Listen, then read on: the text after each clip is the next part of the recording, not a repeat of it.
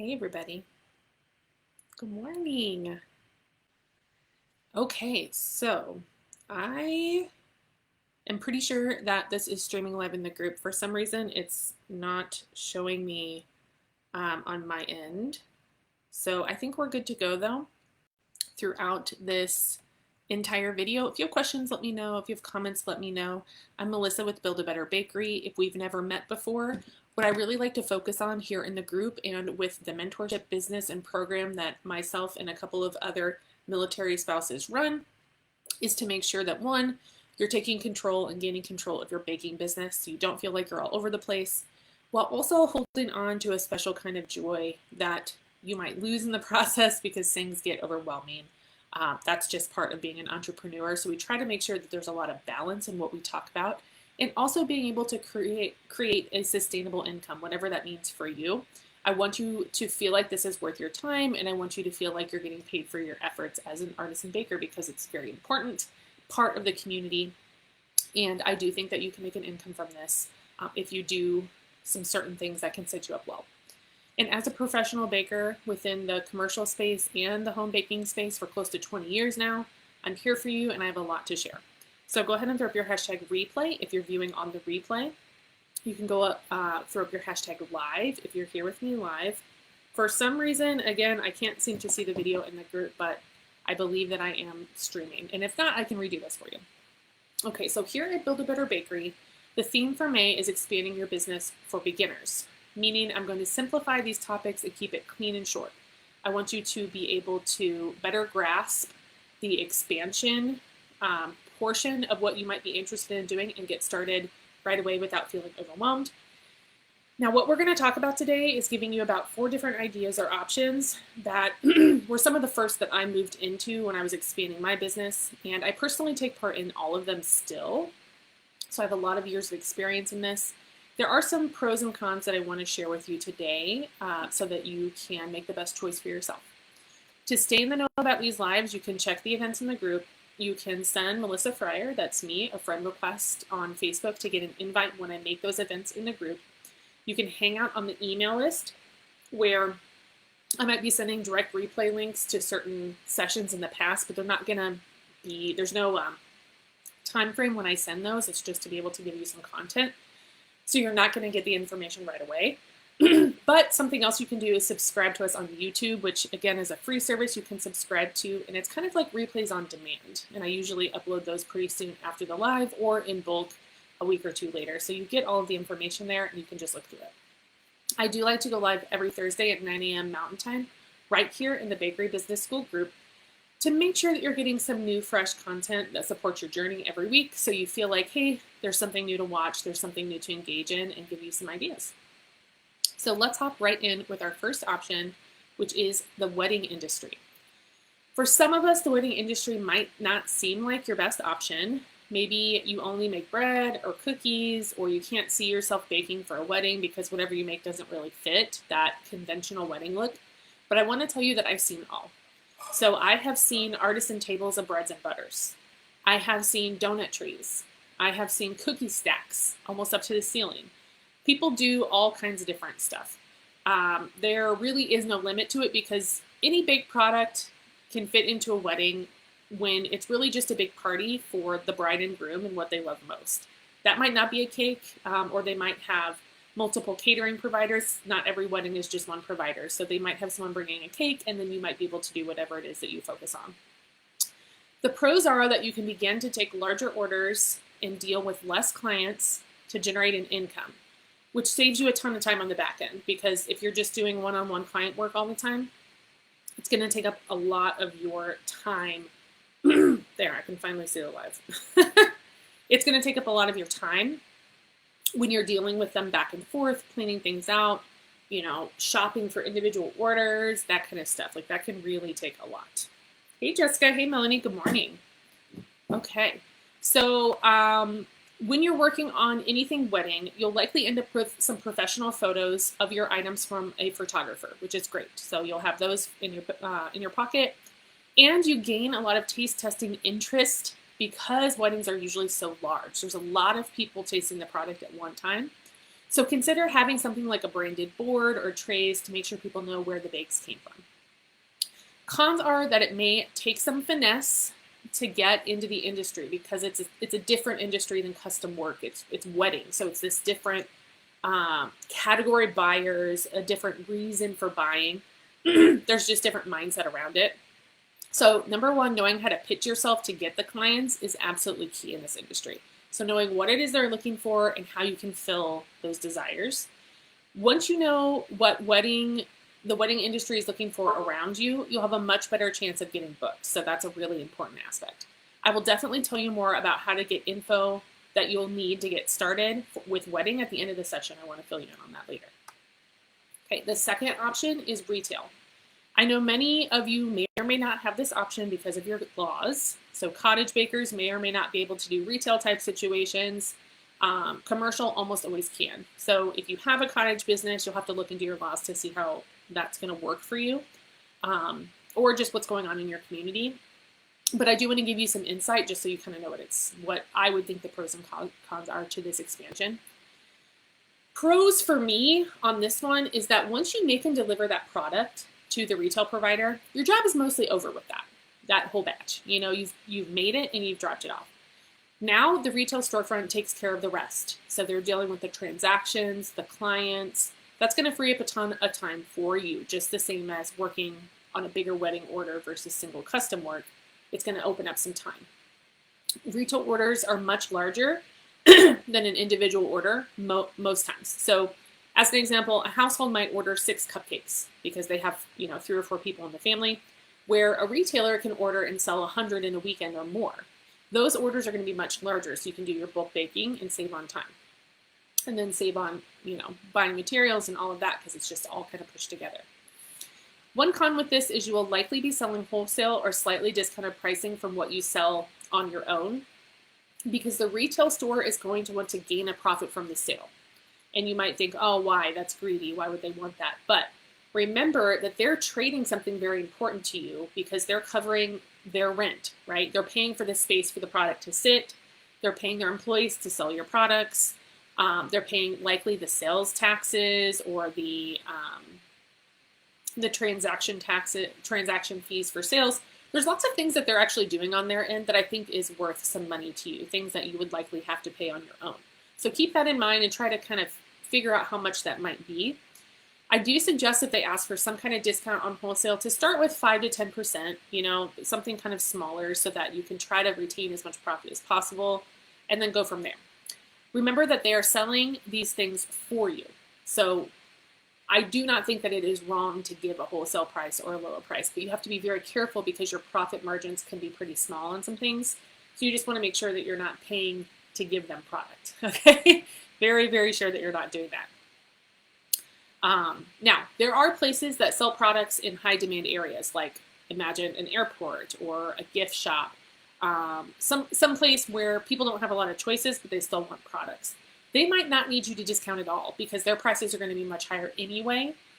So, ask them what they need and try to work with them on that rather than just immediately going to a discount because you might not need to. So just check with them first. All right, now number 3, if you can't work in retail, which a lot of us are not going to be able to because it's not super common to be able to do retail with cottage baking, but you want a different product option that's going to help you expand, I suggest looking at shelf or freezer stable items. The list is extensive for this, so if you sell a stable or freezer safe item, go ahead and list it in the comments so people can kind of see how you're doing it. For me, I have a variety of options. And if you are only baking to order right now, or you're baking products that have to sell within a day or 2 after baking, it's probably feeling like a mad dash. You're baking it and selling it, baking it and selling it, baking it and selling it. And after, let's say something doesn't sell, what do you do with it? That's kind of a stressful situation to be in, I think, overall as a baker. And definitely my whole business changed when I started incorporating those shelf stable and freezer stable or freezer friendly items. Not only was I able to stock things directly from maybe a container or a freezer when I had my daily porch pop-up that went on for about 3 or 4 years at my last location, every day I had to fill that table. And so it would be unrealistic to think that I would be able to bake everything fresh every single day.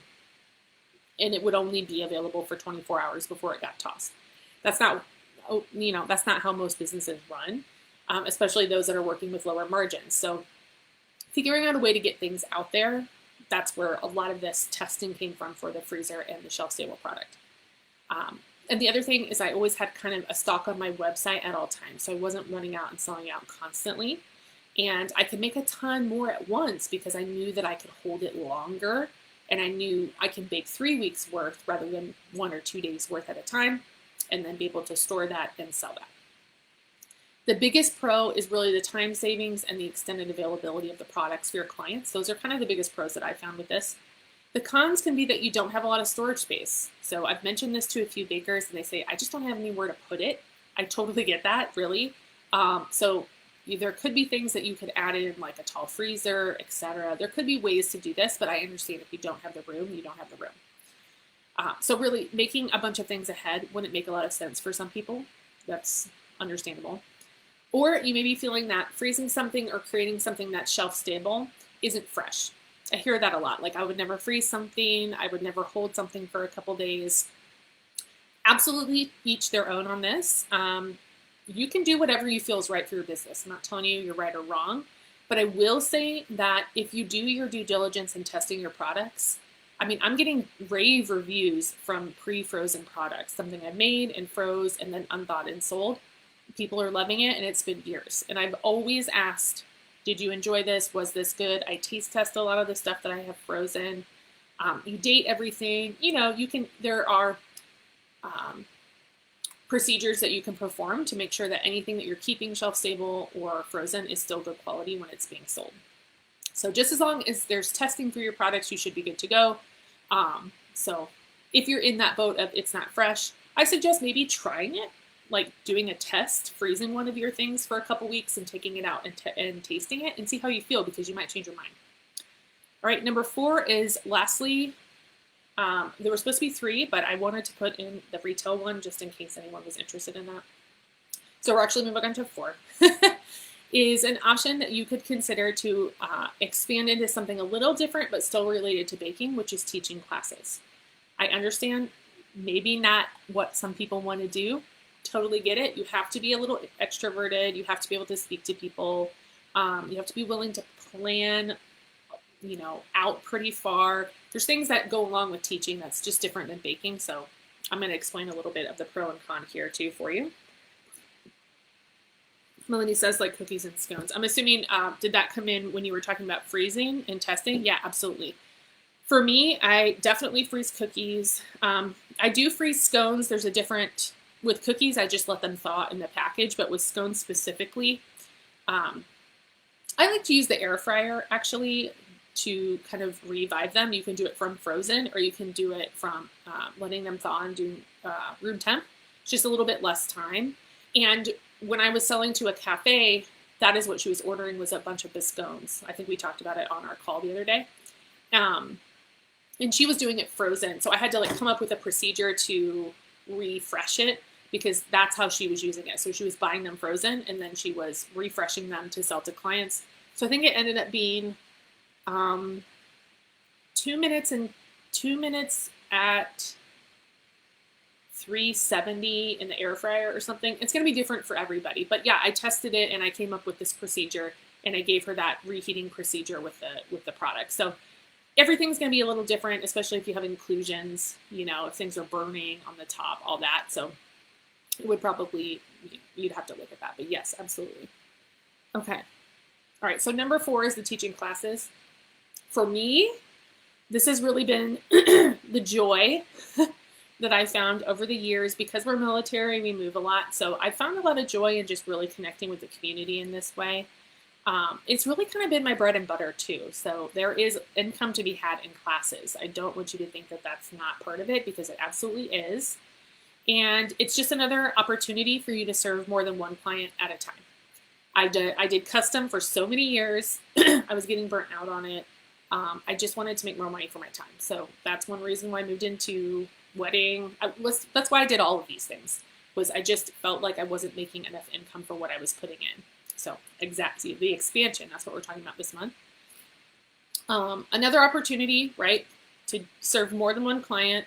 And you can serve the masses really, depending on how many people you can handle, what kind of classes you're working on. It doesn't have to be baking. You don't have to have an oven. It doesn't have to be in your house. All of my classes are at venues, so nobody comes to my house. I partner with venues, so I may or may not pay them for the space. I might trade something with them.